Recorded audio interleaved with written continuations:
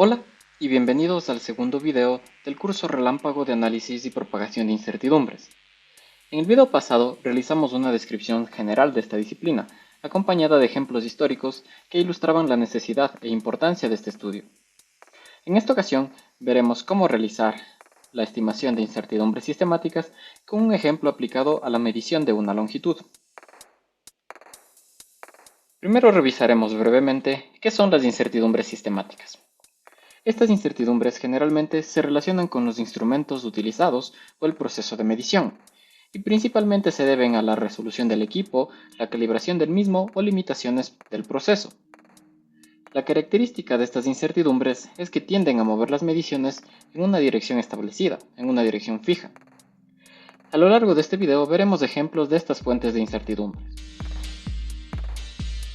Para este ejemplo ilustrativo, hemos considerado la medición del diámetro de una circunferencia con diferentes instrumentos de medida. Primero empezaremos con una regla, que tiene una resolución de 1 milímetro. Esto quiere decir que la mínima división de su escala es 1 milímetro.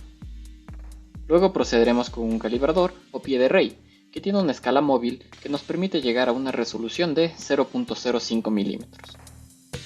Después tenemos un micrómetro, que tiene un tambor móvil con el cual llegamos a una resolución de 0.01 milímetros, y finalmente un segundo micrómetro que, aparte del tambor, incluye una escala tipo Vernier en la parte superior con la que mejoramos la resolución en un orden de magnitud, llegando a 0.001 milímetros. Con cada uno de estos instrumentos realizaremos la medición del mismo objeto y al final compararemos los resultados. Empezamos por la medición con la regla. Lo que queremos justamente es conocer el diámetro de este pequeño objeto, y para esto lo tenemos que comparar con la regla graduada. Procedemos a colocar el objeto sobre la regla, asegurándonos de que quede correctamente alineado con uno de los extremos. En este caso se nota una pequeña desviación, pero es debido al ángulo de la cámara.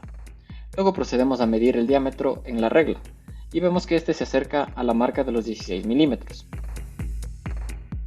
Con una vista más cercana podemos notar que efectivamente el diámetro de este objeto se encuentra cerca de la marca de los 16 milímetros, por lo que considerando la resolución de 1 milímetro que tiene la regla, podemos describir el valor del diámetro como 16 más menos 1 milímetro.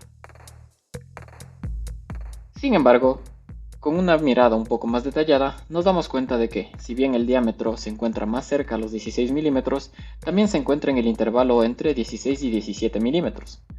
Para considerar este rango, podemos describir el diámetro como 16.5 más menos 0.5 milímetros. Como podemos notar, esta es una mejor estimación del diámetro porque hemos reducido la incertidumbre a la mitad. Este proceso se conoce como interpolación, y lo podemos hacer siempre que tengamos una correcta apreciación de la escala de medida, y también es una habilidad que va mejorando con la experiencia que tengamos realizando mediciones. Después de utilizar la regla, procedemos a la medición del diámetro con el calibrador. Como vemos, tenemos la escala fija y la escala móvil que nos permite llegar a una resolución de 0.05 milímetros. Para la medición, simplemente colocamos el objeto y nos aseguramos de sujetarlo correctamente con el calibrador. En esta imagen más amplia podemos ver mejor el resultado de la medida. Aquí también vemos que efectivamente llegamos a la marca de los 16 milímetros, pero nos pasamos ligeramente de este valor. Para ver los siguientes decimales, observamos la escala del brazo móvil y notamos que la marca que coincide mejor con la escala superior es la del número 3, correspondiente a 0.30 milímetros. Entonces, con este instrumento, la medida del diámetro se escribiría como 16.30 más menos 0.05 milímetros.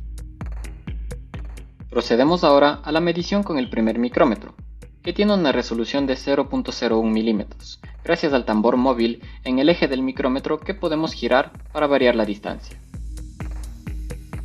Lo que haremos será introducir el objeto dentro del micrómetro y ajustarlo apropiadamente para tener una medida correcta del diámetro. Al observar de cerca la escala, vemos que el diámetro supera ligeramente la marca de los 16 milímetros, al igual que en los instrumentos anteriores, y los decimales extra se obtienen en la escala del tambor. Aquí vemos que la marca más cercana a la línea horizontal de referencia es la del número 32, que corresponde a 0.32 milímetros. Por lo tanto, el diámetro en este caso se escribe como 16.32 más menos 0.01 milímetros. Finalmente, tenemos la misma medición con otro micrómetro. El proceso es bastante similar, la diferencia es que este instrumento nos permite tener una resolución con un decimal adicional, llegando a los 0.001 milímetros gracias a la escala Vernier de la parte superior. Con esta imagen más detallada, vemos que primero recuperamos los 16 milímetros, también llegamos a la marca de 0.32 milímetros, y el decimal adicional correspondería al número 3, que es la señal que mejor coincide con el tambor de la derecha. Por lo tanto, el diámetro medido con este instrumento será de 16.323 más menos 0.001 milímetros. Aquí vale la pena hacer un comentario adicional, ya que podemos darnos cuenta que en los últimos tres instrumentos no realizamos la interpolación como en el caso de la regla. Esto se debe a que siempre tenemos que ser cuidadosos en el proceso de interpolación, ya que muchas veces será mejor dar una incertidumbre que sea ligeramente mayor a caer en una subestimación de la incertidumbre que puede provocarnos problemas con cálculos o procedimientos posteriores, como vimos en los accidentes del video pasado. A continuación, vamos a resumir los resultados de las distintas mediciones en este esquema gráfico. Aquí tenemos una escala graduada que va desde 16 hasta 17 milímetros en pasos de 0.1 milímetros, y en la parte inferior se encuentran las mediciones realizadas con los instrumentos de medida. En cada una de las mediciones, el punto central representa la mejor estimación con ese instrumento, y la barra lateral representa el margen correspondiente a la incertidumbre obtenida. Aquí nos damos cuenta de que, a medida que utilizamos mejores y mejores instrumentos, nos vamos acercando a esta línea vertical que corresponde al valor conocido por el fabricante para el diámetro verdadero del objeto. También notamos que el rango que tenemos debido a la incertidumbre con un instrumento cae dentro del rango del instrumento anterior de menor resolución. Con esto podemos confirmar que los datos obtenidos con las diferentes mediciones son consistentes entre ellos.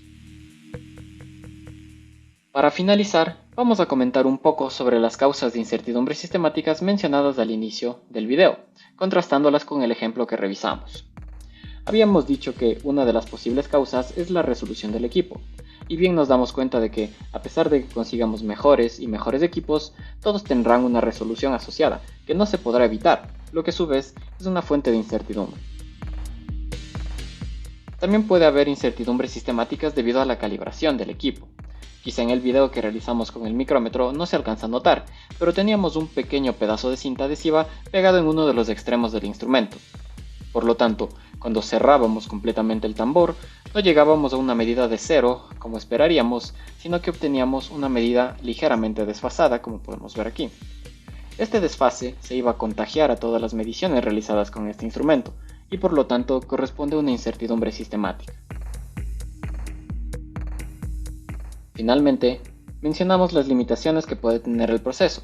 Por ejemplo, en este caso, si suponemos que nosotros realizamos la medida de forma remota, recordamos que en el caso de la regla teníamos un pequeño desfase debido al ángulo de la cámara. Por supuesto que este desfase se propagaría a todas las mediciones que realizásemos con ese mismo ángulo y por lo tanto nuevamente corresponde a una incertidumbre sistemática. Con esto hemos terminado este video, donde realizamos un ejemplo de estimación de incertidumbres sistemáticas en la medición de una longitud. Muchas gracias.